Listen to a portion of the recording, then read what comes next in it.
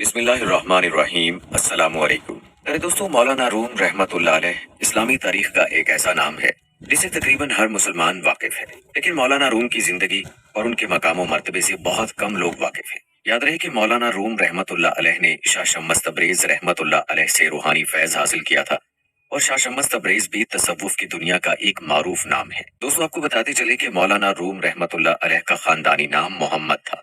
जलालुद्दीन आपका लकब था, और उर्फ मौलाए रूम, मौलाना रूम और मौलाना रूमी है। आप रहमतुल्लाह अलैह 604 हिजरी में बलख में पैदा हुए। मौलाना रूम रहमतुल्लाह अलैह का सिलसिला नसब खलीफा अव्वल हजरत अबू बकर सिद्दीक रज़ियल्लाहु ताला अन्हु तक बराह रास्त पहुंचता है। मौलाना रूम रहमतुल्लाह अलैह के परदादा हजरत हुसैन बल्खी रहमतुल्लाह अलैह बहुत बड़े सूफी और साहिब कमाल बुजुर्ग थे। उम्राए वक्त उनका बहुत एहतराम करते थे, यहाँ तक कि ख्वारज़म शाह जैसे हुक्मरान ने अपनी बेटी की शादी मौलाना रूम रहमतुल्लाह अलैह के दादा से कर दी थी। इल्म फजल के साथ साथ इस खानदान को दुनियावी इज्जत भी हासिल थी। मौलाना जलालुद्दीन रूमी रहमतुल्लाह अलैह के वालिद का नाम शेख बहाउद्दीन था। उनके मरीदों में सैयद बुरहानुद्दीन एक नामवर आलिम थे, इसलिए मौलाना रूम की तरबियत की जिम्मेदारी सैयद बुरहानुद्दीन के स्पुर्द की गई। मौलाना रूम रहमतुल्लाह अलैह ने अक्सर ज़ाहिरी उलूम इन्हीं बुजुर्ग से हासिल किए। तकरीबन 19 साल की उम्र में मौलाना रूम रहमतुल्लाह अलैह अपने वालिद मोहतरम के साथ पूनिया तशरीफ ले आए। कुछ दिन बाद आप वालिद के साया से महरूम हो गए। शफीक व मेहरबान बाप से जुदाई एक बड़ा कर्बनाक सानेहा था, मगर अल्लाह ने मौलाना रूम रहमतुल्लाह अलैह को सब्र ज़ब्त का हौसला अता फरमाया। आपने इस गम से नजात के लिए खुद को किताबों में गुम कर दिया। फिर 629 हिजरी में जब मौलाना रूम रहमतुल्लाह अलैह की उम्र 25 साल थी, आपने मजीद तहसील इल्म के लिए शाम का रुख किया। यहाँ आप 7 साल तक मुकीम रहे और मुसलसल अपने इल्म में इजाफा करते रहे। फिर कूनिया वापस आ गए। उन्हीं दिनों आपके उस्ताद मोहतरम सैयद बुरहानुद्दीन भी तशरीफ ले आए। फिर मौलाना रूम रहमतुल्लाह अलैह का इम्तिहान लिया गया। जब सैयद साहब को यकीन हो गया कि उनका शागिर्द ज़ाहिरी उलूम की तकमील कर चुका है, तो फिर एक दिन फरमाया, मखदूमजादे, अब वक्त आ गया है कि मैं तुम्हारे वालिद की अमानत तुम्हें लौटा दूं। इसके बाद सैयद बुरहानुद्दीन रहमतुल्लाह अलैह ने आपको अपना मुरीद किया और तकरीबन 9 साल तक रूहानी तालीम देते रहे। मेरे दोस्तों, सैयद बुरहानुद्दीन एक बाहोश बुजुर्ग और एक आलिम व फाजिल शख्स थे, इसलिए तवील तरबियत के बाद भी मौलाना रूम रहमतुल्लाह अलैह की जिंदगी पर अकल का रंग गालिब रहा। दरअसल सैयद साहब यही चाहते थे, और वो अपनी कोशिशों में कामयाब भी रहे थे। मौलाना जलालुद्दीन रूमी रहमतुल्लाह अलैह फितरी तौर पर ज़हीन तरीन शख्स थे। वालिद मोहतरम की तालीम और तरबियत और फिर सैयद बुरहानुद्दीन रहमतुल्लाह अलैह की खुसूसी तवज्जो ने मौलाना को दर्जा कमाल तक पहुंचा दिया था। अब आपका ये आलम था कि किसी इल्मी तकरीब में खिताब करने खड़े हो जाते तो लोग पत्थर की तरह साकित हो जाते और मौलाना की तकरीर इस तरह सुनते कि उन्हें अपने गिरदो पेश की भी खबर ना रहती। लेकिन दोस्तों, ये तारीख इंसानी का अजीब पहलू है कि हर दौर में हासिद और तंग नजर लोगों की कसरत पाई जाती है। अगर आम इंसानी तबकों में ऐसे लोग पाए जाएं तो ये अमल ज्यादा खतरनाक नहीं होता, मगर जब उलमा के दिलो दिमाग भी इस बीमारी का शिकार हो जाएं तो फिर जमीन पर बेशुमार फितने सर उठाने लगते हैं। जब मौलाना रूम रहमतुल्लाह अलैह उलमा की सफों में नमूदार हुए और आपने अपने कमालात का मुजाहिरा किया, तो मखलूक खुदा इस कदर गिरवीदा हुई कि दूसरे अहले कमाल की अजमतों के चराग धुंधले होने लगे। ये बात उलमा की एक जमात को सख्त नागवार गुजरी। फिर हस्बे रिवायत मौलाना रूम रहमतुल्लाह अलैह की तहकीर करने के लिए एक खुफिया मंसूबा तैयार किया गया। फिर जब मौलाना रूम रहमतुल्लाह अलैह एक अजीमुशान इज्तिमा से खिताब करने खड़े हुए, तो अचानक एक शख्स मजमे से उठा और बाआवाज बुलंद कहने लगा, मोहतरम मौलाना, आप अपने पसंदीदा मौजू पर हफ्तों और महीनों की तैयारी के बाद तकरीर करते हैं। ये तो कोई कमाल नहीं। इस तरह तो कोई भी शख्स अपने इल्म का मुजाहिरा कर सकता है। फिर आप में क्या खूबी है? मैंने कभी अपने कमालात का दावा नहीं किया। मौलाना रूम रहमतुल्लाह अलैह ने बड़े तहम्मुल से जवाब दिया, मैं तो एक अदना तालिब इल्म हूँ और मेरी जिंदगी का मकसद मखलूक खुदा की खिदमत है। वैसे अगर आप अपनी तरफ से किसी मौजू का इंतखाब कर लें तो मैं उस मौजू पर भी तकरीर करने की कोशिश करूंगा। मौलाना रूम का जवाब सुनकर हजारों इंसानों के मजमे पर गहरा सकूत छा गया। वो शख्स दोबारा उठा और मंसूबे के मुताबिक उसने कहा, मौलाना, आज आप सूरह वज़्ज़ुहा की तफसीर बयान करेंगे। ये कहकर वो शख्स अपनी नशिस्त पर बैठ गया। उस शख्स का ख्याल था कि मौलाना जलालुद्दीन रूमी रहमतुल्लाह अलैह किसी फिलबदी मौजू पर तकरीर करने से आजिज रहेंगे और फिर हजारों इंसानों की मौजूदगी में उनकी मोहतरम शख्सियत एक तमाशा बनकर रह जाएगी। एक लम्हे के लिए मौलाना रूम रहमतुल्लाह अलैह के होंठों पर हल्का सा तबस्सुम उभरा। फिर आप रहमतुल्लाह अलैह ने अपने अल्लाह की किबरियाई बयान की और हुज़ूर अकरम सल्लल्लाहु अलैहि वसल्लम पर दुरूद व सलाम भेजा। उसके बाद इंसानी हजूम से मुखातिब हुए। कुरान मजीद की इस सूरह मुबारका में इस्तेमाल होने वाला पहला हरफ वाव है। आज मैं इसी हरफ मुकद्दस की तशरीह करूंगा। ये कहकर मौलाना रूम ने अपनी तकरीर का आगाज किया اور پھر مسلسل 6 گھنٹے تک صرف اس بات کی وضاحت کرتے رہے کہ اللہ تعالیٰ نے سورہ والضحیٰ میں حرف واو کیوں استعمال کیا۔ پورے مجمع پر سناٹا طاری تھا۔ ایسا محسوس ہو رہا تھا جیسے مولانا روم کی زبان سے علم کا سمندر ابل رہا ہے، جس کی تیز موجوں میں سب کچھ بہہ جائے گا۔ ابھی آپ کی تقریر ختم ہونے بھی نہیں پائی تھی کہ وہی شخص اپنی جگہ سے دیوانہ وار اٹھا اور اس نے مولانا روم رحمت اللہ علیہ کے قدموں پر سر رکھ دیا۔ واللہ آپ عظیم ہیں۔ آج پورے روم میں آپ کا کوئی ثانی موجود نہیں۔ یہاں کے لوگ آپ کے علم و فضل سے حسد رکھتے ہیں۔ میں بھی اسی لعنت کا شکار ہو گیا تھا۔ خدا کے لیے مجھے معاف فرما دیجیے۔ مولانا روم نے اس شخص کو اٹھا کر گلے سے لگایا اور پھر ان لوگوں کی طرف اشارہ کرتے ہوئے فرمایا جو آپ کے خلاف در پردہ سازشی کر رہے تھے۔ میں ہر اس شخص کو معاف کرتا ہوں جو مجھ سے بے سبب عداوت رکھتا ہے۔ اللہ ان کے سینوں میں بھڑکتی ہوئی آتش حسد کو ٹھنڈا کر دے اور انہیں اپنے فضل و کرم سے ہدایت بخش دے۔ پیارے دوستو، یہ مولانا رحمت اللہ علیہ کی اعلیٰ ظرفی کا عظیم الشان مظاہرہ تھا جس نے بے شمار لوگوں کو آپ کا عقیدت مند بنا دیا تھا۔ پیارے دوستو، مولانا جلال الدین رومی رحمت اللہ علیہ ظاہری تعلیم و تربیت کے تمام مراحل طے کر چکے تھے۔ آپ کی شہرت اور مقبولیت میں بھی مسلسل اضافہ ہو رہا تھا۔ عوامی حلقوں سے لے کر عمرائے وقت تک سب آپ کا بے حد احترام کرتے تھے، لیکن اس کے باوجود مولانا روم رحمت اللہ علیہ کو اپنی زندگی میں ایک خلاصہ محسوس ہوتا تھا۔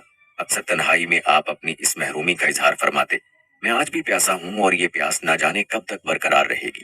مولانا روم کی بے تکلف دوست اس پیاس کا مفہوم پوچھتے تو آپ بے اختیار فرماتے، میں خود بھی نہیں جانتا کہ یہ کیسی پیاس ہے، بس یوں محسوس ہوتا ہے کہ جیسے میری روح تشنا ہے۔ دوست اس کا کیا جواب دیتے؟ وہ تو خود مولانا کے علم کے محتاج تھے۔ الغرض بہت دن تک مولانا کی یہی کیفیت رہی۔ پھر ایک دن ایک عجیب واقعہ پیش آیا جس نے مولانا روم رحمت اللہ علیہ کی زندگی کو یکسر بدل ڈالا۔ میرے دوستو، یاد رہے کہ مولانا جلال الدین رومی کا کتب خانہ نادر و نایاب تصنیفات کی موجودگی کے سبب پورے ملک میں ایک خاص اہمیت رکھتا تھا۔ ایک دن مولانا روم اسی کتب خانے میں شاگردوں کو درس دے رہے تھے۔ اچانک ایک اجنبی شخص اجازت کے بغیر اندر چلا آیا۔ مولانا روم فطرتاً ایک متواضع انسان تھے، اس لیے اجنبی کی اس طرح آمد پر ناراض تو نہیں ہوئے، لیکن پھر بھی انہیں اس شخص کا آنا اچھا معلوم نہیں ہوا۔ اجنبی اپنے حلیے کے اعتبار سے ایک عام سا آدمی تھا، پریشان حال، چہرے پر وحشت کا رنگ، معمولی لباس، مختصر یہ کہ اجنبی کی ظاہری شخصیت نہایت ہی غیر مؤثر تھی، اس لیے حاضرین میں سے کسی نے بھی اسے پسندیدہ نظروں سے نہیں دیکھا۔ خود مولانا روم رحمت اللہ علیہ نے اس پر ایک مختصر نظر ڈالی اور شاگردوں کو درس دینے میں مشغول ہو گئے۔ اجنبی نے آتے ہی اہل مجلس کو سلام کیا تھا اور پھر حاضرین کی صفوں سے گزرتا ہوا مولانا روم کے قریب جا کر بیٹھ گیا تھا۔ مولانا کے شاگردوں کو اجنبی کی یہ بے تکلفانہ ادا بہت سخت ناگوار گزری تھی، مگر وہ استاد کے احترام میں خاموش رہے۔ اگر ان کا بس چلتا تو وہ اجنبی شخص کو مجلس سے علم سے نکال دیتے یا پھر کم سے کم اسے سب سے پچھلی قطار میں بیٹھنے پر مجبور کر دیتے، لیکن وہ آداب مجلس کے پیش نظر ایسا نہ کر سکے۔ پھر بھی ان کے ذہنوں میں اجنبی کے لیے ناپسندیدگی کا غبار بھر گیا تھا۔ مولانا روم کا درس جاری رہا۔ اس دوران حاضرین نے محسوس کیا کہ اجنبی شخص کو مولانا روم کے درس سے کوئی دلچسپی نہیں تھی۔ وہ بار بار قیمتی کتابوں کے ذخیرے کو دیکھ رہا تھا۔ آخر اس سے ضبط نہ ہوا تو درس کے دوران ہی بول اٹھا، مولانا یہ کیا ہے؟ اجنبی نے نادر و نایاب کتابوں کی طرف اشارہ کرتے ہوئے کہا۔ مولانا روم رحمت اللہ علیہ کا چہرہ مبارک متغیر ہو گیا۔ آپ کو اجنبی کی اس جاہلانہ مداخلت سے اذیت پہنچی تھی، مگر مولانا نے فوراً ہی اپنے جذبات پر قابو پا لیا۔ ذرا صبر کرو، میں اپنا کام مکمل کر لوں، پھر تمہارے سوال کا جواب دوں گا۔ مولانا روم رحمت اللہ علیہ بڑے شیریں کلام تھے، مگر اجنبی کی اس غیر اخلاقی حرکت کے باعث آپ کے لہجے میں ہلکی سی تلخی شامل ہو گئی تھی۔ اجنبی نے پھر کوئی سوال نہیں کیا، مگر بدستور مولانا روم کے کتب خانے کا جائزہ لیتا رہا۔ آخر مولانا کا درس ختم ہوا اور آپ اس اجنبی کی طرف متوجہ ہوئے جس کی ناشائستہ حرکات نے حاضرین مجلس کے ذہنوں میں نفرت پیدا کر دی۔ آپ کون ہیں اور یہاں کس لیے تشریف لائے ہیں؟ مولانا روم اجنبی سے مخاطب ہوئے۔ مولانا، آپ میرے بارے میں دریافت نہ کریں کہ میں کون ہوں، اجنبی نے بے رخی سے کہا، بس مجھے میرے سوال کا جواب دے دیجئے کہ یہ کیا ہے۔ اجنبی کے اٹھے ہوئے ہاتھ کا رخ کتابوں کی طرف تھا۔ اجنبی کا سوال عجیب تھا۔ بالآخر مولانا روم کا لہجہ تلخ ہو گیا۔ کیا تمہاری بینائی کمزور ہے؟ ہرگز نہیں، اجنبی نے اسی بے نیازی کے ساتھ جواب دیا، میں تو بہت دور تک دیکھ سکتا ہوں۔ پھر تمہیں نظر نہیں آتا کہ یہ کیا ہے؟ اجنبی کی اس گفتگو نے مولانا جلال الدین رومی جیسے شیریں بیان اور متحمل مزاج انسان کو جھنجھلاہٹ میں مبتلا کر دیا تھا۔ مجھے تو بہت کچھ نظر آ رہا ہے، مگر میں آپ کی زبان سے سننا چاہتا ہوں کہ یہ کیا ہے۔ اجنبی بار بار ایک ہی سوال کو دہرائے جا رہا تھا۔ مولانا روم کو اجنبی کا لہجہ بہت ناگوار گزرا۔ آخر آپ نے تلخ لہجے میں فرمایا، یہ وہ ہے جسے تم نہیں جانتے۔ مولانا کا جواب سن کر اجنبی کھڑا ہو گیا، پھر اس نے کتابوں کی طرف اشارہ کیا اور ایک ایک لفظ پر زور دیتے ہوئے بولا، اچھا یہ وہ ہے جسے میں نہیں جانتا۔ ابھی فضا میں اجنبی کے الفاظ کی گونج باقی تھی کہ یکا کتب خانے میں آگ بھڑک اٹھی اور مولانا روم کی نادر و نایاب کتابیں چلنے لگیں۔ یہ سب کچھ اس قدر ناقابل یقین تھا کہ مولانا جلال الدین رومی دم بخود رہ گئے اور حاضرین مجلس پر سختہ طاری ہو گیا۔ اجنبی بے نیازانہ آگے بڑھا۔ مولانا روم نے پکار کر کہا، اے شخص، یہ کیا ہے؟ مولانا نے آگ کے بھڑکتے ہوئے شعلوں کی طرف اشارہ کیا۔ اجنبی مسکرایا۔ مولانا، یہ وہ ہے جسے آپ نہیں جانتے۔ اتنا کہہ کر اجنبی واپس جانے لگا۔ مولانا روم کے ہونٹوں سے سرد آہ نکلی۔ ہائے میری نادر و نایاب کتابیں! اے شخص، تیری وجہ سے سب کچھ راکھ ہو گیا۔ اجنبی جاتے جاتے رک گیا اور پھر مڑ کر مولانا روم سے مخاطب ہوا۔ اگر یہ سب کچھ میری وجہ سے ہوا ہے تو پھر میں تمہیں تمہاری کتابیں واپس کرتا ہوں۔ یہ کہہ کر اس نے ہاتھ کا اشارہ کیا اور پھر حاضرین نے دیکھا کہ بھڑکتے ہوئے شعلے بجھ گئے اور مولانا روم کے کتب خانے میں آگ کا نام و نشان تک نہیں تھا۔ اس کے بعد اجنبی کچھ کہے بغیر تیزی کے ساتھ چلا گیا۔ پھر جب حیرتیں کم ہوئیں اور اہل مجلس کے حواس بحال ہوئے تو شاگردوں نے مولانا روم سے عرض کیا، استاد محترم، یہ سب کیا ہے؟ مولانا جلال الدین رومی نے بڑے حسرت زدہ لہجے میں فرمایا، یہ وہ ہے جسے میں بھی نہیں جانتا اور تم بھی نہیں جانتے۔ میرے دوستوں، بعض راویوں نے اس واقعے کو اس طرح بیان کیا ہے کہ ایک دن مولانا روم حوض کے کنارے بیٹھے ہوئے مطالعہ کر رہے تھے۔ اچانک ایک اجنبی شخص آیا اور مولانا کے قریب رکھی ہوئی کتابوں کے بارے میں پوچھنے لگا کہ یہ کیا ہے؟ مولانا روم نے انتہائی بے رخی سے جواب دیا، یہ وہ ہے جسے تم نہیں جانتے۔ اجنبی نے مولانا روم سے مزید کوئی سوال نہیں کیا اور تمام کتابیں اٹھا کر حوض میں ڈال دی۔ مولانا روم ایک غیر مہذب اجنبی کی اس حرکت کو برداشت نہ کر سکے اور سخت طیش کے عالم میں فرمانے لگے، اے جاہل شخص، تجھے خبر ہے کہ تو نے کیسی نادر و نایاب کتابیں تباہ کر ڈالی؟ یہ وہ قیمتی نسخے تھے جو کسی شہنشاہ کو بھی میسر نہیں ہوں گے۔ اجنبی نے مولانا روم کو شدید اضطراب میں مبتلا دیکھا تو مسکراتے ہوئے کہنے لگا، اگر یہ بات ہے تو میں تمہاری کتابیں واپس کیے دیتا ہوں۔ اتنا کہہ کر اجنبی حوض میں اتر گیا اور تمام کتابیں نکال کر مولانا کے حوالے کر دی۔ مولانا روم شدید حیرت کے عالم میں اپنی کتابوں کو دیکھنے لگے۔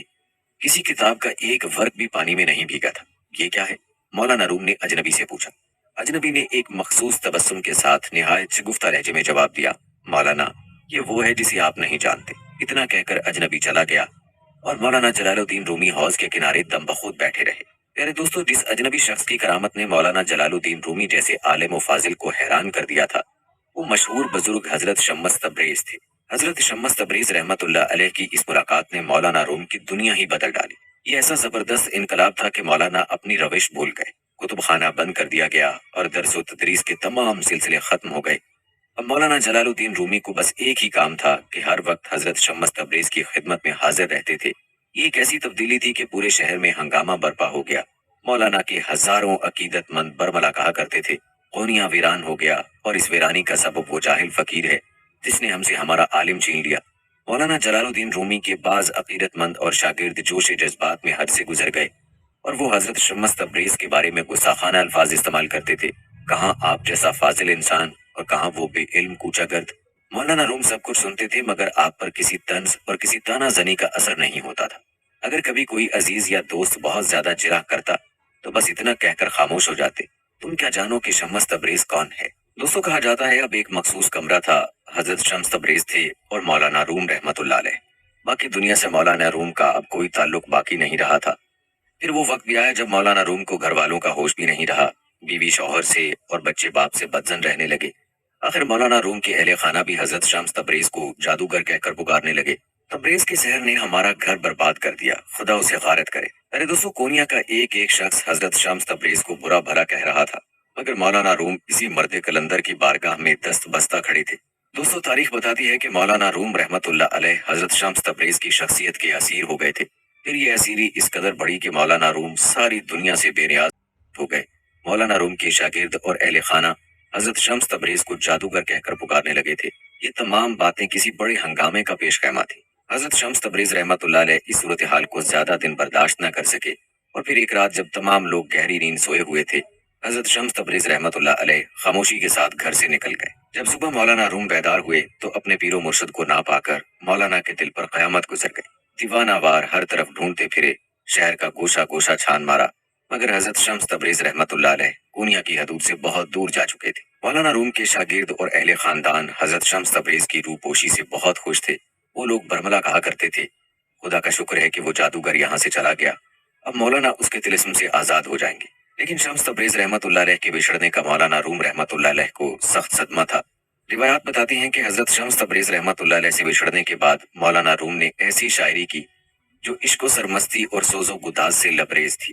ये शम्स तबरेज रहमतुल्लाह अलैह की निगाह दिल नवाज ही का फैज था कि मौलाना ने अपनी शोहरा आफाक तसनीफ मसनवी मौलाना रूम पेश करके आलम इंसानियत पर एहसान अजीम किया है।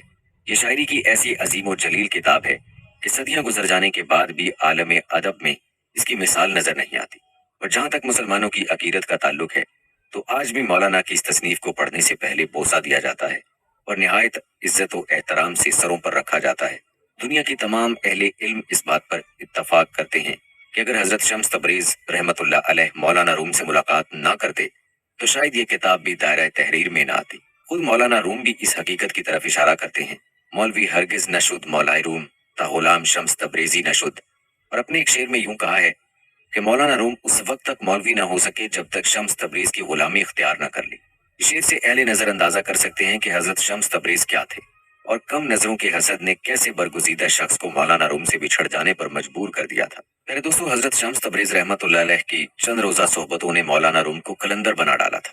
इन मुलाकातों से पहले मौलाना का ये हाल था कि उमराए वक्त के दरबार से भी ताल्लुक रखते थे, कीमती लिबास पहनते थे और जब घर से निकलते तो इस शान से कि सैकड़ों अफराद पीछे पीछे होते और आप निहायत जाहो जलाल के साथ आगे आगे चलते।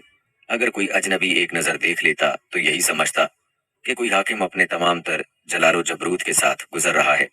मगर जिस दिन हजरत शम्स तबरेज की गुलामी इख्तियार की तो आपकी दुनिया ही बदल गई। रियाजत और मुजाहिदा इस कदर बढ़ा हुआ था कि किसी मुरीद या खादिम ने मौलाना रूम को शब ख्वाबी के लिबास में नहीं देखा। यहाँ तक कि तकिया और बिस्तर भी नहीं होता था। अगर नींद गालिब आ जाती तो बैठे बैठे सो जाते। अक्सर रोजा रखते थे। आज कोई शख्स मुश्किल से इस बात पर यकीन करेगा कि मौलाना रूम पानी से इफ्तार किया करते थे और मुसलसल 10-10, 20-20 दिन तक कुछ नहीं खाते थे। अजान होती तो फौरन किबले की तरफ मुड़ जाते और चेहरा मुबारक का रंग बदल जाता। नमाज में इतना इस्तगराक होता कि गिरदो पेश की खबर न रहती।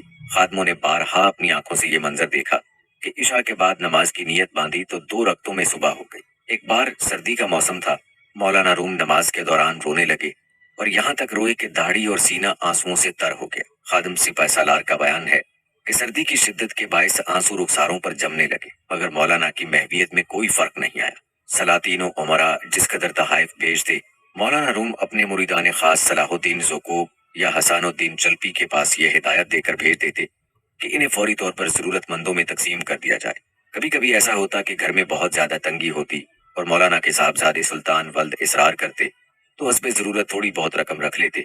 जिस दिन घर में खाने का सामान ना होता उस रोज मौलाना रूम बहुत खुश होते और बड़े वालेहाना अंदाज में फरमाते, आज हमारे घर से दरवेशी की बू आती है। मौलाना रूम की फयाजी का ये आलम था कि जब कोई मांगने वाला सवाल करता और मौलाना के पास देने के लिए कुछ ना होता तो अपना अबाया उतार कर दे देते। सुभान अल्लाह। दोस्तों, ये शान होती है अल्लाह वालों की कि अल्लाह के नाम पर अपना सब कुछ कुर्बान करने को तैयार हो जाते हैं और अल्लाह के नाम पर आंखें बंद करके सब कुछ लुटा देते हैं। प्यारे दोस्तों, रिवायात बताती हैं कि मौलाना जलालुद्दीन रूमी की शफकत और शिद्दत एहसास का ये आलम था कि किसी शख्स की जरा सी तकलीफ भी बर्दाश्त नहीं कर सकते थे। इसके बरक्स अपनी जात पर आफात व मसाइब के पहाड़ भी टूट पड़े तो हरफ शिकायत जुबान तक न लाते। एक बार शदीद सर्दी पड़ रही थी। मौलाना रूम किसी काम से अपने खलीफा हसामुद्दीन के मकान पर तशरीफ ले गए। रात बहुत ज्यादा गुजर चुकी थी। मौलाना जब वहां पहुंचे तो हसामुद्दीन के घर के तमाम दरवाजे बंद हो चुके थे। अगर मौलाना चाहते तो निस्फ शब भी उस मकान पर दस्तक देकर अहले खाना को बेदार कर सकते थे और आपका ये अमल हसामुद्दीन के लिए बाइस शर्फ होता। लेकिन मौलाना रूम ने दरवाजा खटखटाया और न किसी को आवाज दी। रात भर खुले आसमान के नीचे खड़े रहे और बर्फ सर पर जमती रही। सुबह जब हसामुद्दीन के एक खादम ने दरवाजा खोला और मौलाना को इस हालत में खड़े देखा तो इसके होश उड़ गए। वो बदहवासी के आलम में मकान के अंदर गया और हसामुद्दीन को खबर दी। मौलाना रूम रहमतुल्लाह अलैह के खलीफा दीवाना वार नंगे पांव भागते हुए आए और पीरो मुर्शद के कदमों में सर रखकर रोने लगे। मौलाना ने उन्हें उठाकर गले से लगाया और बहुत देर तक तसल्ली देते रहे। जब हसामुद्दीन के आंसू रुक गए तो फरमाया, मैंने मुनासिब नहीं समझा कि तुम्हारी नींद में खलल पड़े और मेरी वजह से दूसरे मकीनों को जहमत हो। ये वाकया इस कदर असर अंगेज था कि हसामुद्दीन आखिरी सांस तक इस रात को फरामोश न कर सके। अक्सर अपने मुरीदों को दर्स देते हुए फरमाया करते थे, पीरो मुर्शिद का यह अमल इसलिए था कि हम दरवेशी का मफहूम समझ सके और अपनी आंखों से खिदमत खलक की जिंदा तस्वीर देख सके। प्यारे दोस्तों, रिवायात में आपका एक अजीब वाकया यूं आता है कि शहर कुनिया में गर्म पानी का एक चश्मा था। मौलाना रूम कभी कभी वहां गुस्ल के लिए तशरीफ ले जाया करते थे। एक बार मौलाना ने उस चश्मे पर जाने का इरादा किया। कुछ मुरीदों और खादमों ने एक दिन पहले वहां जाकर आपके गुस्ल के लिए मखसूस जगह का इंतजाम कर दिया। दूसरे रोज जब मौलाना रूम वहां तशरीफ ले गए तो आपकी आमद से चंद लम्हे कबल कुछ जिस्मानी यानी कोड़ी उस मकाम पर नहाने लगे। खादमों ने खौफनाक मर्ज में मुब्तला इंसानों को डांट कर उस जगह से हटाना चाहा, तो मौलाना रूम ने सख्ती के साथ मना कर दिया। जब वो जिस्मानी नहाकर चले गए तो आपने उसी जगह का पानी लेकर गुस्ल किया और फिर अपने खादिम से फरमाया, एहतियात अच्छी चीज है, मगर ऐसे बीमारों से नफरत नहीं करनी चाहिए। ये लोग भी कल तक तुम्हारी तरह खूबसूरत जिस्मों के मालिक थे। एक और रिवायत है कि एक बार महफिल समा आरास्ता थी। मौलाना रूम निहायत सुकून से अरफाना कलाम सुन रहे थे, मगर दूसरे लोगों का ये हाल था कि कोई फर्श पर तड़प रहा है, कोई अपना गिरेबान चाक कर रहा है। इत्तेफाक से एक शख्स ने समा का कुछ ज्यादा ही असर कबूल कर लिया और वो अपने होशो हवास खो बैठा। बेखुदी हद से बढ़ गई तो वो किसी बिस्मिल की तरह लौटने लगा। तड़पते तड़पते उस पर एक शदीद कैफियत तारी होती कि वो मौलाना से आके टकरा जाता और लोग उसे पकड़कर दूर कर देते। कुछ देर तक तो हाजरीन ने उस पर कोई ध्यान नहीं दिया, लेकिन जब उस शख्स से कई मर्तबा यही हरकत सरजद हुई तो मौलाना के खादमों ने उसे पकड़ा और महफिल में दूर ले जाकर बैठा दिया। मौलाना रूम को ये बात बहुत नागवार गुजरी। आपने अपने खिदमतगारों से तलख लहजे में फरमाया, शराब उसने पी है और मस्ती तुम कर रहे हो। दोस्तों, एक और रिवायत है कि एक बार मौलाना रूम की शरीक हयात ने अपनी मुलाजमा को सख्त सजा दी। इत्तफाकन मौलाना भी उस वक्त तशरीफ ले आए।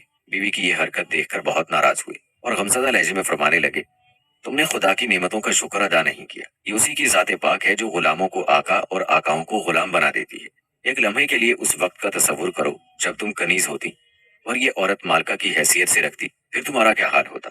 मौलाना की ये असर अंगेज गुफ्तगू सुनकर शरीकी हयात ने उस मुलाजमा को आजाद कर दिया और फिर जब तक जिंदा रही खादमाओं को अपने जैसा खिलाती और पहनाती, यहाँ तक कि हर मामले में मोहब्बत से पेश आती। प्यारे दोस्तों, मौलाना रूम का ये सलूक इंसानों ही के लिए मखसूस नहीं था। आप तो इस बारिश की तरह थे जो सब्जा गुल के साथ पत्थर की चट्टानों पर भी बरसती है। एक बार अमीर शहर मोइनुद्दीन परवाना के यहाँ महफिल समा जारी थी। किसी मोअज़्ज़ज़ खातून ने शुरकाए मजलिस की तवाज़ु के लिए मिठाई के 2 बड़े तबाक भेजे। बेशतर हाजरीन कलाम मार्फत में खोए हुए थे। इत्तफाक से एक कुत्ता महफिल में घुस आया और उसने आते ही तबाक में मुंह डाल दिया। अहले महफिल में से किसी की नजर पड़ी तो उसने बुलंद आवाज में कुत्ते को डांट कर भगाना चाहा। मौलाना रूम जो बहुत देर से आंखें बंद किए समा की कैफियत में गुम थे, चीख सुनकर चौंक पड़े और जब ये मंजर देखा तो उस शख्स को हाथ के इशारे से रोक दिया जो कुत्ते को भगाने की कोशिश कर रहा था। कुत्ते ने घबराकर शेरीनी खानी शुरू कर दी और फिर कुछ मिठाई के दाने मुंह में दबाकर महफिल से चला गया। कुत्ते के जाने के बाद मौलाना रूम ने फरमाया, उसकी भूख तुम लोगों के मुकाबले में तेज थी, इसलिए मिठाई पर भी उसका हक ज्यादा था। एक दूसरी रिवायत है कि एक बार मौलाना अपने मुरीदों के हमरा एक तंग गली से गुजर रहे थे। इत्तेफाक से वहां एक कुत्ता इस तरह सो रहा था कि रास्ता बंद हो गया। मौलाना चलते चलते रुक गए। अचानक एक शख्स जब मौलाना रूम को जानता था, गली की दूसरी जानिब से आ रहा था, उसने मौलाना को खड़े देखकर कुत्ते के पत्थर मारा। वो चीखता हुआ भाग गया। रास्ता तो साफ हो गया, लेकिन मौलाना के चेहरे पर दिली तकलीफ के आसार साफ नजर आ रहे थे।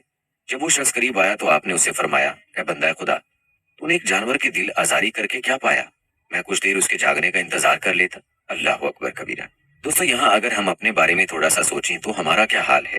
जानवर तो दूर की बात है, हम तो इंसानों के साथ ऐसा ऐसा सलूक करते हैं कि खुदा की पनाह।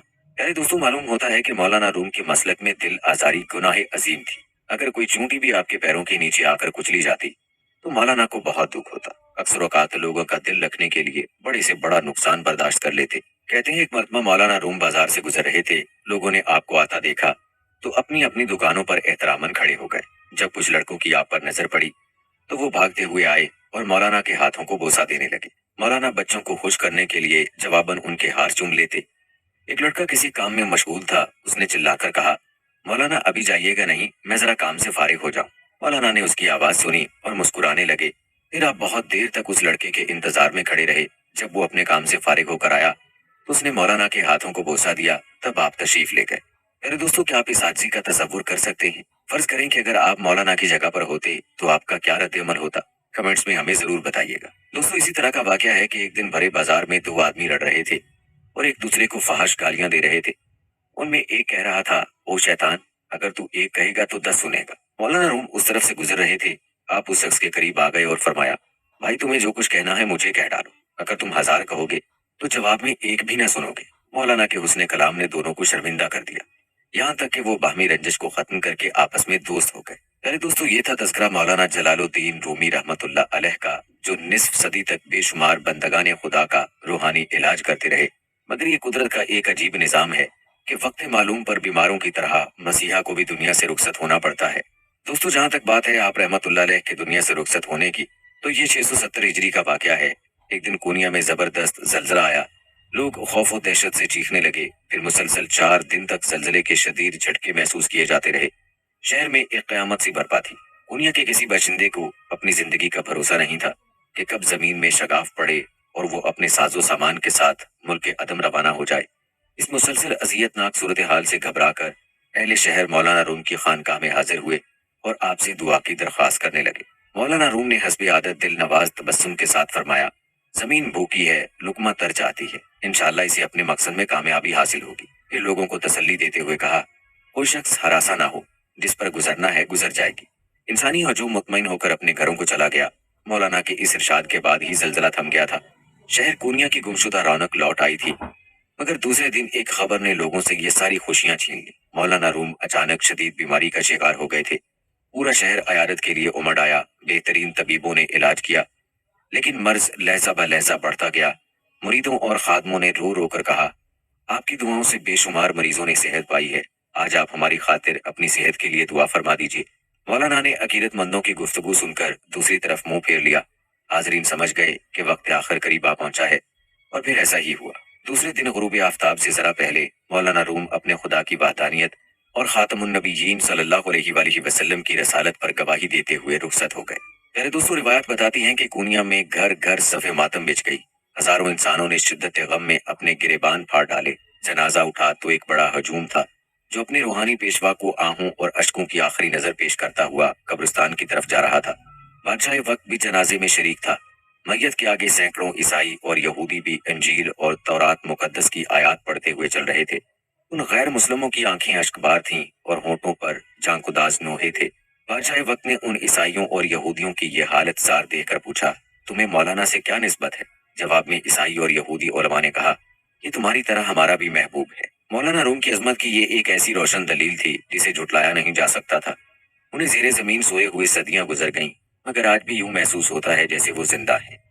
आज भी अगर कोई खुश इल्हान कारी मसनवी मौलाना रूम के अशार पढ़ता है, तो अहले दिल यही समझते हैं कि मौलाना हमारे दरमियान मौजूद है। दोस्तों, अहले इल्म का मानना है कि शायर मशरक अल्लामा इकबाल ज़हनी और रूहानी एतबार से आखिरी सांस तक मौलाना के ज़ेरे असर रहे। यहाँ तक कि अल्लामा ने इस मर्द जलील को पीरे रूम कहकर पुकारा और हमेशा उसकी रूहानी शागिर्दी पर नाजा थे। दोस्तों, मौलाना रूम रहमतुल्लाह अलैह के हवाले से तारीख में एक अजीब वाक़या यूं बयान हुआ है, जो हलाकू खान के फितना अजीम से जुड़ा है, जिसमें मुसलमानों को गाजर मूली की तरह से काटा गया। इस वाक़े में मुसलमानों के जवाल का तारीखी मंजर भी मौजूद है कि किस तरह वो उरूज की ऊंचाइयों से जवाल का शिकार हुए और कैसे हलाकू खान उन पर अल्लाह का अजाब बनकर पेश हुआ।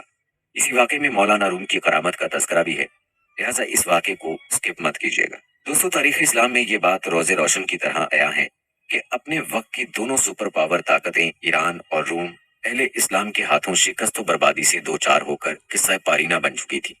अल्लाह ने अपने आखिरी रसूल सल्लल्लाहु अलैहि वसल्लम से किया हुआ वादा पूरा कर दिया था कि अहले ईमान सिर्फ आखिरत ही में कामयाब कामरान नहीं होंगे, बल्कि दुनिया में भी उन्हें इक़्तिदार आला बख्शा जाएगा। फिर देखते ही देखते मुसलमानों का अरूज अपने इंतहा को पहुंच गया। सारी दुनिया की दौलत उनके कदमों में थी और बड़े बड़े ताजो तख्त उनकी ठोकरों से पामाल हो रहे थे।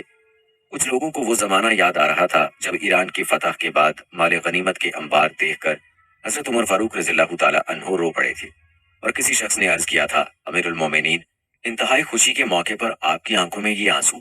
जवाब में खलीफा सानी ने फरमाया था, मैं इसलिए रोता हूँ कि जहाँ दौलत के कदम कदम आते हैं वहाँ ईमान सलामत नहीं रहता। अल्लाह तुम्हें मालो जर के फितने से महफूज रखे। और फिर तारीख ने देखा कि ऐसा ही हुआ था। दुनिया के सारे खजानों की कुंजियां मुसलमानों के हाथों में थी। अजीमुशान महल तामीर किए जा रहे थे, मगर काशाना दिल वीरान होता चला जा रहा था। दीवारों में कीमती फानूस भी आवेजा थे, मगर दिमागों का अंधेरा बढ़ता जा रहा था।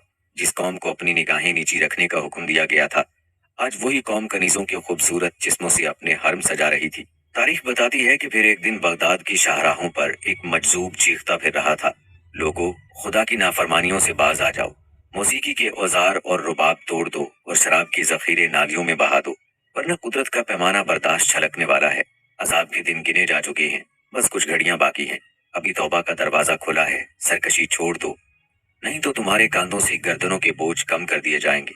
बड़ा खून बहेगा, बड़ी रुसवाई होगी। हर गुजरते हुए लम्हे के साथ मजजूब की लय तेज होती जा रही थी। शुरू में लोग उसे पागल समझकर एक दिलचस्प तमाशे से लुत्फ अंदोज होते रहे, मगर वो दीवाना तो बड़े पते की बात कर रहा था, बड़े खौफनाक राज फाश कर रहा था। आखिर इशरत कदों में रहने वालों को इसी वहशी के नारे गिरां गुजरने लगे। मजजूब से कहा गया कि वो नाराजनी बंद कर दे। उसकी बेहंगम आवाजों से शुरफा के सुकून में खलल पड़ता है। वो किसी अजाब की बातें करता है। अजाब हमें छू भी नहीं सकता कि हम अहले ईमान हैं। कई बार तंबीह की गई, लेकिन मजजूब ने अपना चलन नहीं बदला। वो परेशान बालों और बोसीदा कपड़ों के साथ हर गली कूचे में चीखता फिर रहा था, ऐ बेखबरो, सुर्ख आंधी आने वाली है। उसके तेज झोंकों में तुम्हारे पत्थरों के मकान रुई के तेज गालों की मानद उड़ जाएंगे। अब इस कहर से तुम्हें कोई नहीं बचा सकता। हलाकत और बर्बादी तुम्हारा मुकद्दर हो चुकी है। ऐशो इश्तेत में डूबे हुए लोग मौत की खबरें सुनने के लिए तैयार नहीं थे। आखिर मुअज़्ज़िज़ीन शहर ने मजजूब की बातों को बदशगुनी की अलामत करार देकर एक संग दिलाना हुक्म जारी कर दिया। अब वो बेजरर इंसान जिधर जाता लोग उस पर गलाजत फेंकते थे। मजजूब उनकी इस हरकत पर कहकहे लगाता था, मेरे जिस्म पर गंदगी क्या उछालते हो? अपने मसख चेहरों और गलीज लिबासों की तरफ देखो। अनकरीब इन पर स्याही मली जाने वाली है और कुछ दिन खुदा के निजाम का मजाक उड़ा लो। फिर वक्त तुम्हारा इस तरह मजाक उड़ाएगा कि तुम मौत को पुकारोगे मगर मौत भी तुम्हें कबूल नहीं करेगी। इसके बाद लोग तशद्दुद पर उतर आए। मरजूब जहां से गुजरता था, जवान और बच्चे उस पर पत्थर बरसाते थे। लागर और नहीफ जिस्म अपने खून में नहा गया। बदमस्त इंसानों के कहकहे बुलंद हुए। मजजूब बगदाद की एक शाहराह पर खड़ा लड़खड़ा रहा था। इस खून रंग तमाशे देखने के लिए सैकड़ों इंसान जमा हो गए थे। मजजूब ने हजूम की तरफ देखा और बड़े उदास लहजे में बोला, क्या तुम में से एक शख्स भी ऐसा नहीं है जो इन संगदिलों को मना करे और मेरी तरफ आने वाले पत्थर को रोक ले? मजजूब की फरियाद सुनकर लोगों के कहकहे कुछ और बुलंद हो गए।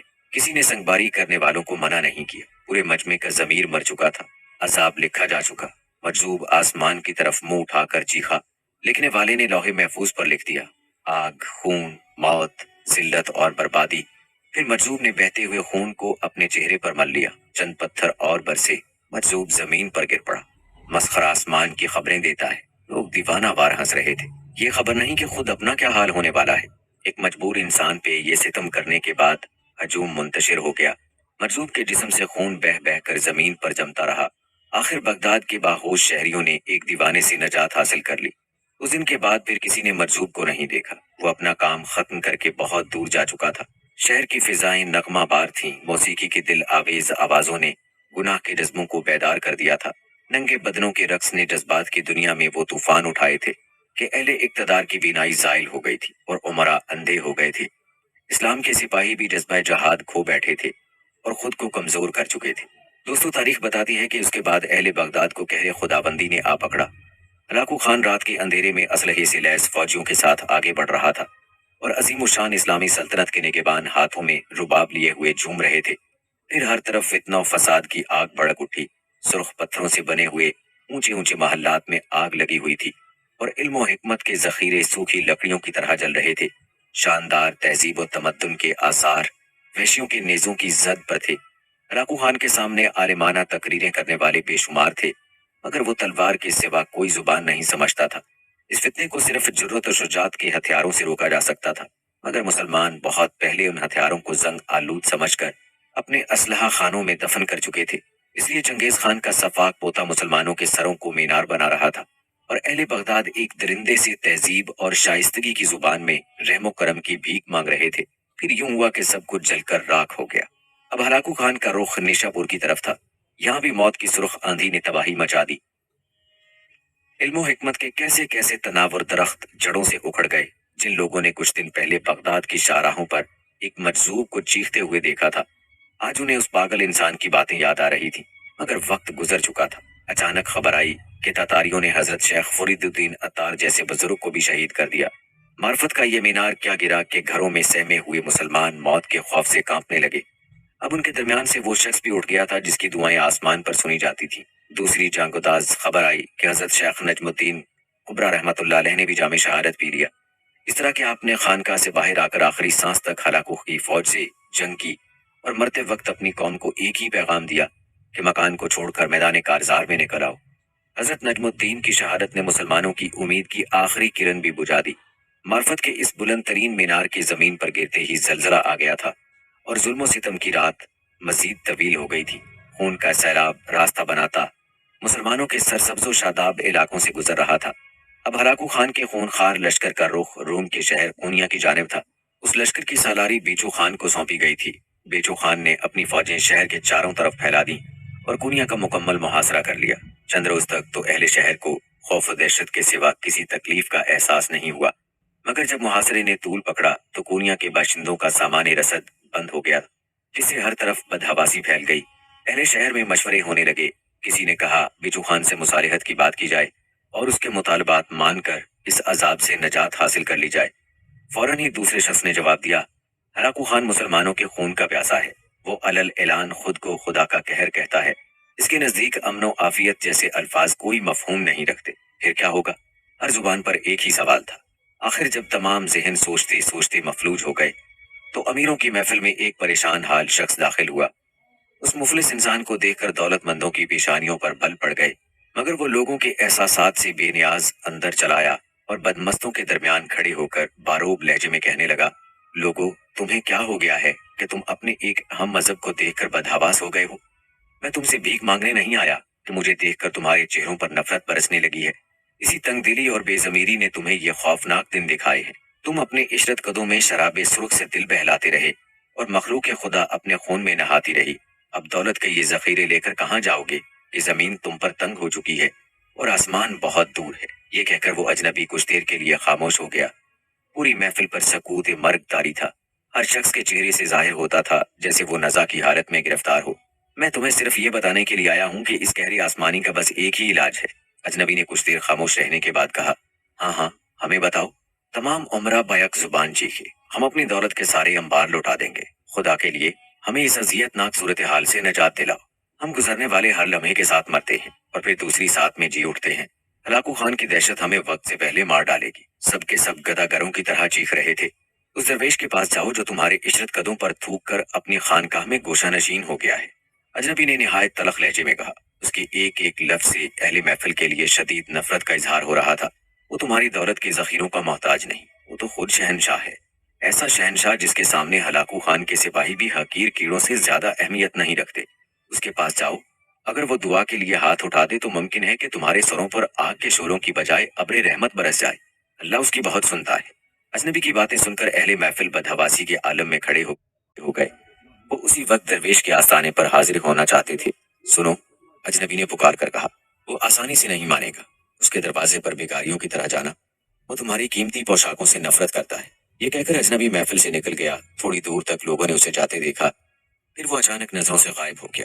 تمام لوگ اس بات پر حیران تھے کہ وہ کون تھا، کیوں آیا تھا اور یکایک کہاں غائب ہو گیا۔ یہ ایک بڑا اہم واقعہ تھا، مگر لوگوں کے پاس سوچنے کے لیے وقت نہیں تھا۔ وہ انسان ہی صحیح لیکن فرشتہ رحمت بن کر آیا تھا۔ اس نے آگ اور خون کے درمیان گھرے ہوئے لوگوں کو سلامتی کی راہ دکھائی تھی۔ اب کونیا کے معززین اور شرفا کی جماعت اس درویش کے آستانے کی طرف بڑھ رہی تھی۔ فاصلے ختم ہوئے، اجازت طلب کی گئی۔ درویش فطرتاً مہمان نواز تھا۔ اس نے اپنے ہم وطنوں کو اندر بلا لیا۔ لوگ کانپتے قدموں سے درویش کے روبرو پہنچے۔ ان کی آنکھوں کی پتلیاں لرز رہی تھیں اور چہرے موت کے خوف سے زرد تھے۔ باز نے بڑی ہمت کا مظاہرہ کرتے ہوئے اپنے آنے کا مقصد بیان کیا، مگر اس طرح کہ ان کی آواز لرز رہی تھی۔ میرے پاس کیوں آئے ہو؟ درویش نے بیزاری کے لہجے میں کہا، اس کائنات میں میری کیا حیثیت ہے؟ تم اس کی بارگاہ میں کیوں نہیں گئے جو لوح محفوظ کا مالک ہے، جس کے ایک اشارے پہ تقدیریں بنتی اور بگڑتی ہیں؟ شیخ، وہ ہماری نہیں سنتا۔ کونیا کے عمرہ نے رقت آمیز لہجے میں کہا، ہم بہت گناہ گار ہیں، ہمارے لیے در توبہ بند ہو چکا ہے۔ یہ سب غلط ہے۔ اگرچہ درویش کے ہونٹوں پہ ہر وقت ایک دل نواز تبسم نمایاں رہتا تھا، مگر وہ کونیا کے عمرہ کی بات سن کر یکایک غضبناک ہو گیا۔ کوئی نہیں جانتا کہ در توبہ کب بند ہوگا۔ جاؤ، اسی کو پکارو، وہی اپنے بندوں کی سنتا ہے۔ اگر وہ نہیں سنے گا تو پھر اس کائنات میں کون سننے والا ہے؟ عمرہ نے محسوس کر لیا کہ درویش اپنا دامن بچا رہا ہے۔ اجنبی نے انہیں پہلے ہی خبردار کر دیا تھا کہ درویش آسانی سے اس کی بات نہیں مانے گا، اس لیے وہ مزید گریہ ازاری کرنے لگے۔ آسمان سے ہماری فریادوں کا جواب نہیں آتا۔ شیخ، ہم تیرے آستانے سے واپس نہیں جائیں گے۔ اگر موت ہمارا مقدر بن چکی ہے تو پھر ہم تیرے قدموں میں مر جانا پسند کریں گے۔ تم نے دیکھا کہ شیخ فرید الدین عطار شہید کر دیے گئے، حضرت نجم الدین اپنے خون میں نہا کر خالق حقیقی سے جا ملے۔ میں تو ان کے قدموں کی خاک بھی نہیں ہوں، پھر تمہارے لیے کیسے دعا کروں؟ کیسے کیسے پارسا اس فتنہ عظیم میں زندگی سے محروم ہو گئے۔ جب ان کی دعائیں قہر آسمانی کو نہ روک سکیں تو پھر میں کس شمار میں ہوں؟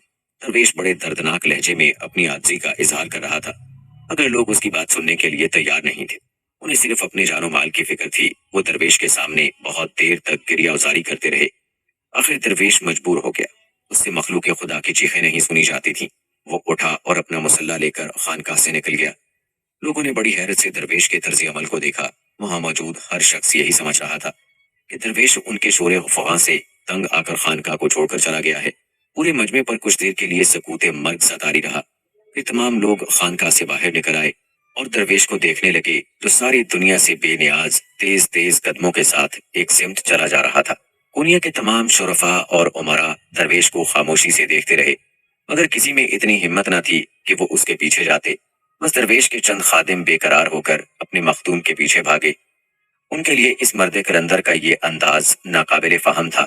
खादिम दरवेश के करीब पहुंच गए, मगर उससे ये पूछने की जुर्रत न कर सके कि वो कहाँ जा रहा है। दरवेश जिस तरफ से भी गुजरता था, कुछ लोग उसी के हमरा हो जाते थे, मगर उसने नजर उठाकर भी उनकी तरफ नहीं देखा। अब वो शहर की हदूद से बाहर निकल आया था। उसके हमरा चलने वाले खौफ से लरजने लगे। सामने हलाकू के सिपाही सालार बेचू खान का लश्कर नजर आ रहा था। दरवेश यकायक मुड़ा और उन लोगों से सख्त लहजे में मुखातिब हुआ। तुम अपने घरों को वापस जाओ। क्या ये कोई तमाशा हो रहा है? इस गहरे आसमानी से खुदा की पनाह मांगो। ये कहकर दरवेश आगे बढ़ा। उसका अनजाना सफर दोबारा शुरू हो गया था। साथ जाने वाले उसी मकाम पर रुक गए जहां उसने ठहर जाने का हुक्म दिया था। दरवेश आगे बढ़ता रहा, यहाँ तक कि वो मंगोल लश्कर के करीब तर होता चला गया। तमाम अहले शहर और खादिम जो उस वक्त वहां मौजूद थे खौफ और दहशत से कांपने लगे। दरवेश का नातवा जिस्म मंगोल तीर अंदाजों के निशाने पर था। तातारियों के तरकश से निकला हुआ एक तीर भी दरवेश का काम तमाम कर सकता था, मगर वो मर्द खुदा आज हर शय से बेनियाज था। उसके कदम तेजी से उठ रहे थे। फिर वो कोनिया के उन बाशिंदों की नजरों से ओझल हो गया जो उसे बेचू खान के लश्कर की तरफ बढ़ते हुए देख रहे थे। फासले मजीद कम हो गए। दरवेश एक बुलंद टीले पर चढ़ने लगा। उस टीले की दूसरी तरफ तातारियों का लश्कर खैमाजन था। दरवेश चोटी तक पहुंचा। फिर उसने अपने अतराफ पर नजर डाली। दूर तक मंगोल सिपाही बिखरे हुए थे और निगाहों के सामने सिपाही सालार बेचू खान का खैमा था, जो दूसरे खैमों से ज्यादा वसी और नुमाया नजर आ रहा था। दरवेश ने टीले पर मुसल्ला बिछा दिया। एक लम्हे के लिए आसमान की तरफ देखा और नमाज की नीयत बांध ली। अभी चंद सातें भी नहीं गुजरी थी कि किसी तातारी की नजर दरवेश पर पड़ी। उसने अपने दूसरे साथी से कहा। फिर देखते ही देखते सैकड़ों मंगोल सिपाही दरवेश की तरफ मतवज्जे हो गए, जहां एक मुसलमान अपने अल्लाह की इबादत में मशगूल था। दुश्मन सिपाही उसकी इबादत का मफहूम तो नहीं समझ सके, मगर उन्हें यह ख्याल जरूर हुआ कि वो कोई मुसलमान जासूस है जो बेचू खान के लश्कर की मुखबरी करने आया है। इस ख्याल के पैदा होते ही मंगोल सिपाहियों में हलचल पैदा हो गई। अगरचे दरवेश तन्हा था, लेकिन जंगी असूल के मुताबिक उसकी मौजूदगी निहायत खतरनाक थी। सिपाहियों ने अपने कांधों पर लटकती हुई कमानें उतार ली।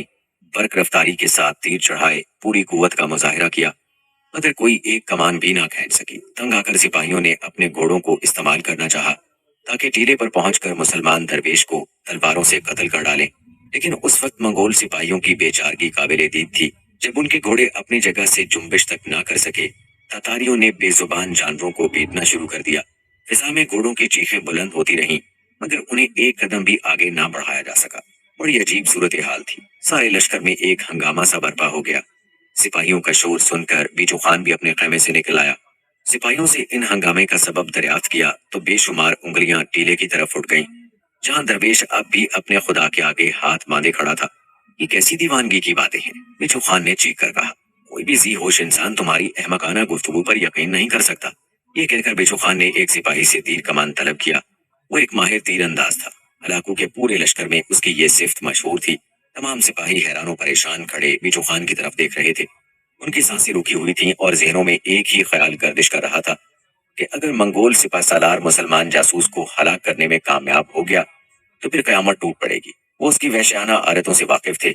आखिर बेचू खान ने अपनी कमान खींची और एक कहर आलूद नजर उन सिपाहियों पर डाली जिनका यह दावा था कि वो अपनी कमानें खींचने से आजिज रहे थे। सिपाहियों की जान पर बनाई थी और अब उन्हें अपनी मौत नजर आ रही थी। बेचू खान ने पूरी ताकत से कमान खींची। फिर फिजा में एक मखसूस आवाज उभरी और तरकश से तीर छूट गया। मंगोल सिपाही पथराई हुई आंखों से तीर को देख रहे थे। चंद लम्हों की बात थी। तातारियों का ख्याल था कि दूसरे ही लम्हे मुसलमान जासूस की लाश टीले की बुलंदियों से जमीन की पस्तियों में चली जाएगी, मगर ऐसा नहीं हुआ। बेचू खान का छोड़ा हुआ तीर दरवेश के करीब से निकल गया। मंगोल सिपाही सालार का चेहरा एहसास नदामत से जर्द हो गया। निशाना चूक जाने पर वो नाकाबिले बयान अजियत और कर्ब में मुब्तला था। शदीद गजब के आलम में उसने तरकश पर दूसरा तीर चढ़ाया। इस बार कमान को यहाँ तक खींचा कि उसके टूट जाने का खतरा पैदा हो गया। निशाना दुरुस्त होते ही बीचू खान ने तीर छोड़ दिया। मगर इस मर्तबा भी वही हुआ। तीर सीधा निशाने पर था, मगर दरवेश के करीब पहुंचते ही कट कर दूसरी तरफ निकल गया। इसके बाद सिपह सालार बेचू खान अपने होशो हवास खो बैठा। फिर उसने मुसलमान जासूस पर तीरों की बारिश कर दी, लेकिन एक तीर भी दरवेश के जिस्म को ना छू सका। इंतहाई तैश के आलम में बेचू खान ने कमान उठाकर सिपाही के सर पर दे मारी और तेजी से अपने खेमे में दाखिल हो गया। तलवार निकाली और दोबारा खेमे से बाहर आया। वो मुसलमान जासूस को अपने हाथ से तहो तय करना चाहता था। बिच्छू खान गजबनाक हालत में आगे बढ़ा, मगर बमुश्किल तमाम थोड़ी ही दूर जा सका। अचानक मंगोल सिपह सालार को महसूस हुआ जैसे जमीन ने उसके पांव पकड़ लिए हों। वो बहुत देर तक हवा में अपनी शमशीर लहराता रहा। उसके हाथ मुसलसल गर्दिश कर रहे थे, मगर टांगे पत्थर की होकर रह गई थी। आखिर वो अपनी बेकसी पर रो पड़ा। उसने घबराकर सिपाहियों की तरफ देखा। सब के सब सर झुकाए हुए खड़े थे। ए जादूगर, हमें माफ कर दे। अचानक बिच्छू खान की तेज आवाज फिजा में गूंजी। हम कुनिया का मुहासरा उठाकर वापस जा रहे हैं। ए अजीम साहिर, हमें जाने दे कि हम गलती से तेरे इलाके में आ गए हैं। हमारी भूल को दरगुजर कर। बेशक तू इस ममलकत का शहंशाह है, हमें इजाजत दे कि हम अपने घरों को वापस लौट जाएं। मंगोल सिपह सालार बेचू खान इस तरह फरियाद कर रहा था जैसे वाकईतन किसी ताकतवर शहंशाह से रहम की भीख मांग रहा हो। अभी बेचू खान के अल्फाज की गूंज बाकी थी कि यकायक उसके पैरों में खून की गर्दिश बहाल हो गई। मंगोल सिपह सालार ने अपनी तलवार नीचे कर ली और सर झुकाए हुए खेमे में वापस आ गया। कुछ देर पहले जिस शख्स को जासूस के नाम से पुकारा जा रहा था, अब वही बेअसलहा निहत्ता इंसान फातेह ठहरा था, और बेचू खान जैसा ताकतवर दुश्मन नाकाम और नामुराद लौट रहा था। जब मंगोल सिपाही कोनिया की हदूद से बाहर निकल रहे थे, उस वक्त बेचू खान की आवाज साफ सुनाई दे रही थी। वो अपने फौजियों से कह रहा था, घोड़ों की रफ्तार तेज कर दो, ये पूरा इलाका जादू के जेरे असर है। इस बूढ़े शायर ने हर चीज को बांध कर रख दिया है। इन अल्फाज के अदा होते ही घोड़ों की पुश्त पर ताजियाने बरसने लगे। फिजा हैवानों की चीखों से गूंजने लगी। रास्तों से गर्दो गुबार उठा और फिर फितना हलाकू का नकीब किसी नामालूम मंजिल की तरफ रवाना हो गया। शहर कोनिया के बाशिंदे बहुत खुश थे। एक दरवेश की दुआओं के सबब उनके सरों से अज़ाब आसमानी टल गया था। दरवेश अपनी खानका की तरफ आया तो इंसानी हजूम ने उसे घेर लिया। लोग अपनी अकीदत का इजहार करने के लिए उसके हाथों को बोसा देना चाहते थे, मगर वो इन तमाम रस्मों से बेजार था। उसने इंतहाई तलख लहजे में लोगों को मुखातिब किया। अगर आज नाफरमानों की जमात कहरे खुदाबंदी से बच गई तो कल खैर नहीं। इससे पहले कि दर्दनाक अजाब तुम्हें आ पकड़े, अपने गुनाहों से तौबा कर लो। बेखबरों के लिए वक्त का हर लम्हा रासन है। अपने ईमानों की हिफाजत करो, वरना वक्त के बेरहम डाकू तुम्हारा सबसे कीमती सरमाया लूट कर ले जाएंगे। ये कहकर दरवेश खान कहा में चला गया और अंदर से दरवाजा बंद कर लिया। मुरीदों और खिदमतगारों ने सुना वो अपने रब के हजूर हिचकियों से रो रहा था। ए अजीजो जलील, तूने दुनिया के सामने मेरी शर्म रख ली, वरना यह गुनाहगार तो रुस्वा होता चला जाता। अगर मैं अपनी जान भी नजर कर दूं तो तेरे इस एहसान का शुक्रिया अदा नहीं कर सकता। प्यारे दोस्तों, तारीख बताती है कि जिनकी दुआओं के सबब शहर कोनिया फितना हराकू से महफूज रहा, वो दरवेश मौलाना जलालुद्दीन रूमी रहमतुल्लाह अलैह थे। दोस्तों, ये थी हमारी आज की वीडियो। उम्मीद करते हैं कि आपको पसंद आई होगी। जाने से पहले इस वीडियो को शेयर जरूर कीजिएगा। अगर आपको हमारी आज की ये वीडियो पसंद आई है तो इस वीडियो को लाइक करें, शेयर करें अपने दोस्तों के साथ। कमेंट बॉक्स में अपनी राय का इजहार लाजमी कीजिएगा।